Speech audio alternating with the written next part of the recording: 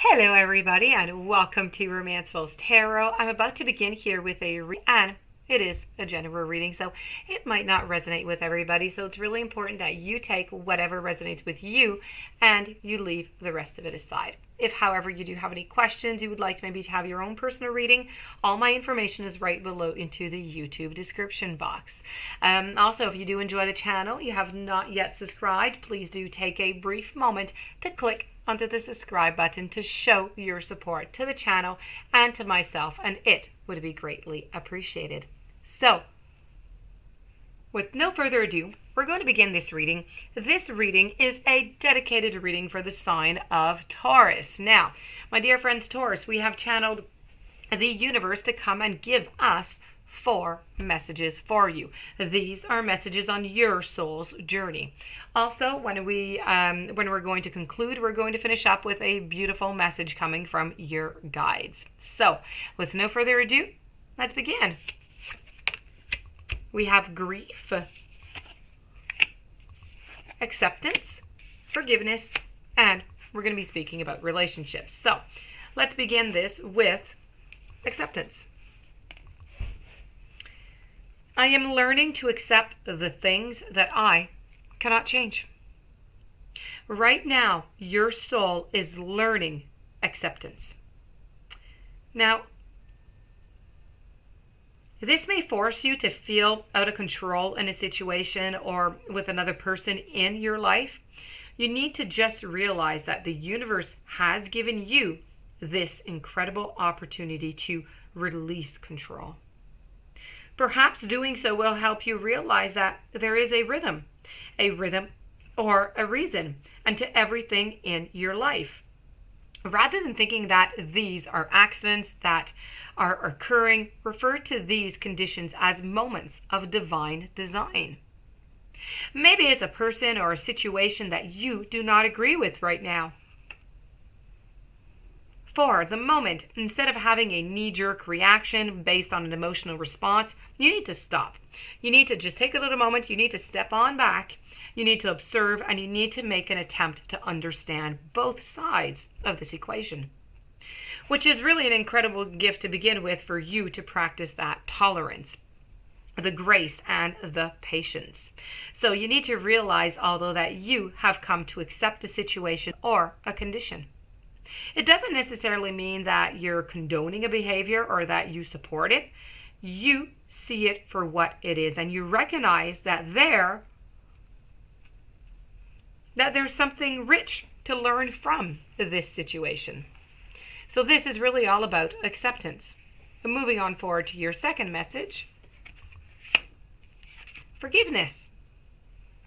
This is about acknowledging that harboring resentment just really blocks the flow of love into your life.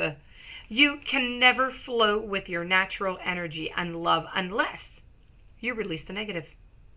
If you release the negative energy, the hate, the anger, the intolerance, or the blame, every soul in your path has free will, and you have no control over that. What you do have control over is how you react to the manifestations of others' free will. Now, holding on to that negative energy is going to strengthen the karmic cycles, and forgiveness can break that pattern. The most important person that you must learn to forgive is always yourself. Blaming yourself for failures blocks the natural flow of love, which will attract all good things into your life. So you don't want to block that. So this is really about forgiving yourself first. Moving on over to the second message, we're going to be speaking about grief. This is about understanding that losing something it's an opportunity to appreciate. Nothing is gone forever, and the belief that we have lost someone or something is really merely an illusion to assist us in learning to appreciate our having had into the first place. The emotion of grief and the sense of loss are absolutely real, but that really is the point. The lesson of loss is not about the actual physical separation, because the parting is temporary and it is illusory. Now, the point of the lesson is to acknowledge that the bonds of love never end and that we have not been abandoned. When you accept in your heart that you will be reunited with everything that you have ever loved, it will give you the ability to move beyond your grief and derive something beneficial from the experience. So to wallow in grief is to pass up the opportunity that you and your soul family have devised and learn absolutely nothing from it. So instead, you need to allow your grief to take you to a place of deeper understanding. Moving on forward to the following message, we're going to be speaking about relationships. I am attracted to those people who serve my higher good.